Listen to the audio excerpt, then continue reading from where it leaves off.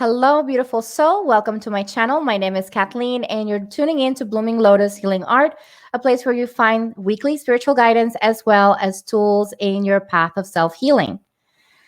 So today you're probably here because you own maybe an oracle deck or maybe a bunch of decks, and you're interested in dabbling into tarot.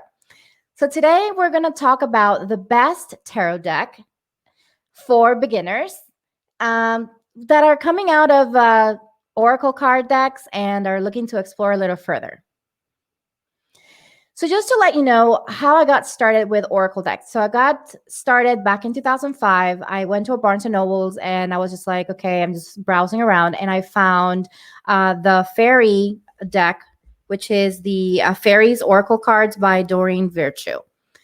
So by then I've already had tarot cards read to me in the past, and I would go to tarot readers and try to get the readings of my future and figure out what was going to happen with my life and all that. So when I saw the oracle decks, I felt a little bit more comfortable with them, because whenever I saw the cards from the tarot readers that I would go to, they just looked so uninviting, and it just looked so complicated, and you had to know so much into it, and I just felt disconnected from them.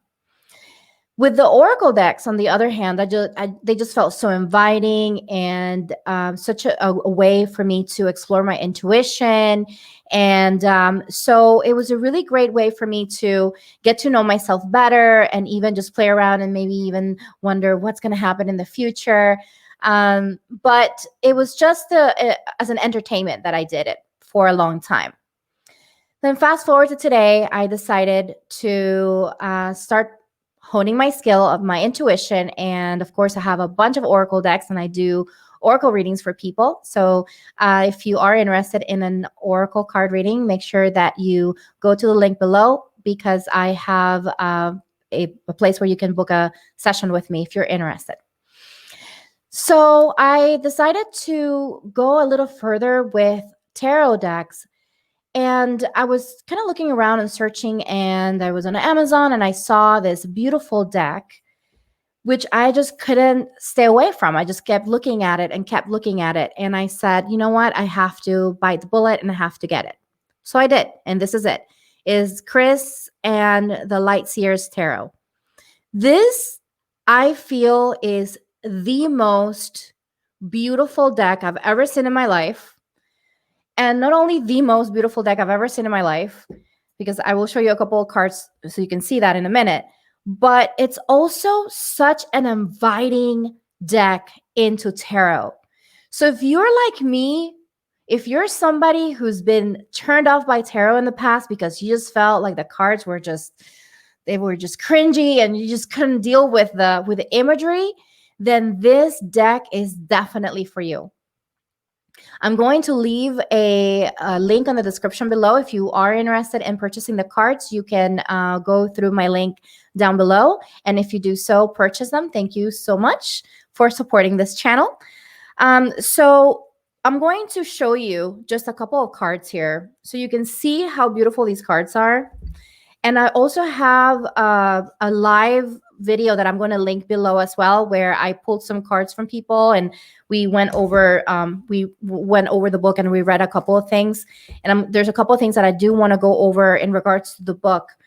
But just look at these cards, how gorgeous they are.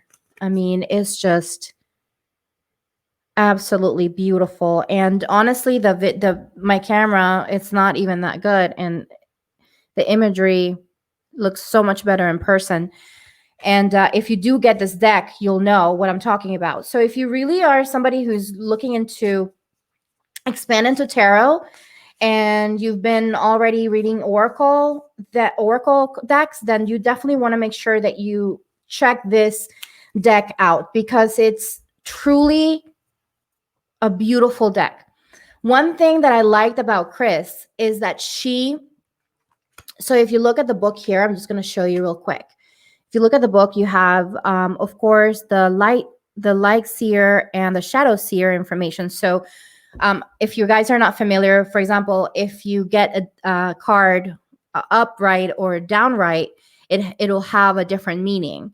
So the wording that she used was so beautiful because she's using the light seer and also the shadow seer, which is a really great way to kind of position yourself in regards to how you're going to read the cards, because it's important to know that each card is a coin, right? And each coin has one side. So understanding each side of the coin, it's an important way to understand yourself even further, even deeper. If you're somebody who's in the spiritual path, you understand, or probably you've heard of shadow work and going deeper into your wounds, going deeper into those side or that side of you who is kind of like in the subconscious part of you and is operating a lot of things in your conscious life, everyday life. And a lot of times I feel tarot, which I'm finding out with this particular deck, it goes a little deeper than the oracle cards. Something that I found with the oracle cards is that a lot of times I have to use more than one deck. In different decks, I guess I get to feel all the different decks, and then I just feel, okay, well, let me use this one, and I combine them, and it just kind of makes it a little more convoluted. This one, all of the energy is on that one deck. So you can go really deep into the storytelling, into the storyline of your current energetic field and how or what things you need to work on at the time, or what things are, kind of blocking or maybe going well at the time. So one thing that I also like about the book is if you've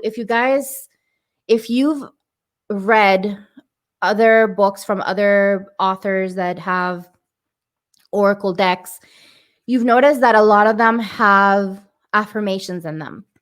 So Chris did the same thing for these cards. So for every card that you have, you will have an affirmation for it.